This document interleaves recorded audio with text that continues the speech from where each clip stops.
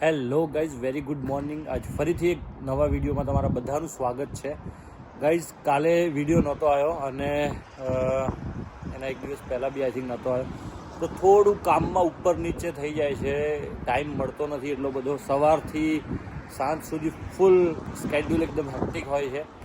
મોર્નિંગમાં 5:30 વાગે ઉઠવાનું હોય છે, રાતે મોડા સુધી કામ કરવાનું હોય છે, બરાબર છે. આખો દિવસ ઓલરેડી બિઝી જ હોય છે, તો એના હિસાબે કોઈક વાર મિસ થઈ જાય છે વિડીયો. તો મને બી એ ટાઈમે બહુ દુઃખ લાગતું હોય છે કે ભાઈ લોકો વેઇટ કરીને બેઠા હશે અને મારો વિડીયો પહોંચ્યો નથી તમારા સુધી.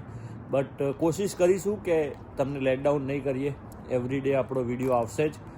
અને આજે ભાઈ બસ રેડી થઈ ફર્સ્ટ ક્લાસ અત્યારે ઓફિસે નીકળ્યો છું. પાછળ જો મારી ગાડી પડી છે અને ફટાફટ અત્યારના વિડીયોમાં હું છે ને લોકોએ કોમેન્ટ કરી હતી થોડીક, એના હું આન્સર તમને આપી દઉં. અમુક ઘણા બધા લોકોનું એવું કહેવું છે કે ભાઈ અમને યુકે લઈ જાઓ, વર્ક પરમિટ પર કઈ રીતે અમે આવી શકીએ યુકે, બરાબર છે. તો ગાઈઝ, વર્ક પરમિટ પર આવો કે સ્ટુડન્ટ પર આવો, તમારે અહીંયા મહેનત તો કરવી જ પડશે. સેટલ થવા માટે બહુ હાર્ડવર્ક તો કરવું જ પડશે.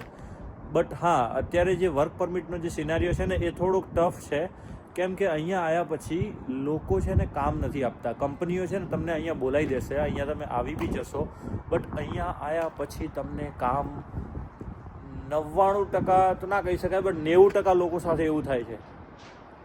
તમે અહીંયા આવી જશો, તમને બધું પ્રોપર રીતે કંપની જેન્યુન બધું બોલાવી દેશે. અહીંયા રહેવા બી મળશો, પણ તમને કે આજ આપીએ ને કાલ આપીએ, તમને કામ જ નહીં આપે. તમે કહો પણ એ તો અમને જ્યારે વિઝા મૂકીએ ત્યારે કોસ્ટ લેટર હોય છે, એમાં લખેલું હોય છે કે ભાઈ 40 કલાક વીકના આપીશું, પછી આટલો પે આપીશું કલાકનો, 11.5 પાઉન્ડ કે 12 પાઉન્ડ. એ બધું ખાલી કાગળ પર હોય છે, બાકી રિયાલિટી આખી ડિફરન્ટ હોય છે. તો અગર તમે બી કોઈ બી એજન્ટ સાથે, મારો હોઠ છે ને ફાટ્યા છે આઈ થિંક, કોઈ બી તમે એજન્ટ સાથે ફાઇલ બી કરાવો ને તો તમારે છે ને બહુ જેન્યુન અને સારા એજન્ટ સાથે કરાવજો. તમારા પરિચયમાં હોય એ લોકો સાથે કામ તમારું આપજો, કેમ કે પછી રિગ્રેટ સિવાય બીજો કોઈ રસ્તો રહેતો નથી. અને 70% લોકો પૈસા ઉપર નીચે કરીને આવતા હોય છે, રાઈટ. મિડલ ક્લાસ પરિસ્થિતિમાંથી હોય છે. સો અગર એવી પરિસ્થિતિ હોય તો 10 વખત વિચારીને સ્ટેપ લેવાનું ભાઈ, કેમ કે અગર તમે 25-30 લાખ રૂપિયા નાખો છો તો 25-30 લાખ રૂપિયા અર્ન કરવા કેટલા ટફ છે ને એ તમે મને પૂછી શકો છો, બરાબર છે. કેમ કે બધાને કેવું હોય છે કે ભાઈ ચલો ત્યાં જઈને તો લાખો રૂપિયા કમાવાના જ છે ને, કે મંથલી 2-3 લાખ રૂપિયા કમાઈશું તો 30 લાખ રૂપિયા તો 12 મહિનામાં ઉતરી જશે એમ. બટ એ રિયાલિટી હોતી નથી. તમે મંથલી 2-3 લાખ રૂપિયાની ગણતરી કરો છો, પણ અહીંયા ખર્ચો બી 1-1.5 લાખ રૂપિયા હોય છે મહિનાનો. અને તમે માંથી 2 લાખ રૂપિયા બી કમાવો એ બી જેન્યુન તમને કામ આપે કંપની તો, બાકી તમે આમ તેમ ધક્કા ખાવામાં તો એટલા બી પૈસા ના કમાઈ શકો. એટલે આવા બધા ઘણા પ્રશ્નો હોય છે. તો જેન્યુન અને સારા વ્યક્તિ જોડે જ ફાઇલ મુકાવી અગર વર્ક પરમિટ મુકાવો છો. બાકી સ્ટુડન્ટમાં આવો તો એટલો બધો પ્રોબ્લેમ નહીં આવે, કેમ કે સ્ટુડન્ટમાં કેવું છે કે તમે 1 વર્ષની સ્ટડી લઈને આવશો ત્યાં સુધી તમે 20 અવર્સ પાર્ટ ટાઈમ બધી જગ્યાએ કામ કરી શકશો, રાઈટ. વીકના 20 અવર્સ. અને સ્ટડી પતશે એના પછી તમે અહીંની ગવર્મેન્ટ 2 વર્ષનું વર્ક પરમિટ આપે છે, તો એ 2 વર્ષના વર્ક પરમિટ તમે ફૂલ ટાઈમ કામ કરી શકશો. તો કેવું છે કે તમે એટલીસ્ટ જે પૈસા લગાવ્યા છે ને એ તમે નીકાળી શકશો. તો આ સ્ટુડન્ટનો રસ્તો મને વધારે યોગ્ય લાગે છે. અને વર્ક પરમિટ કોઈ જેન્યુન મળે તો અવાય એમ.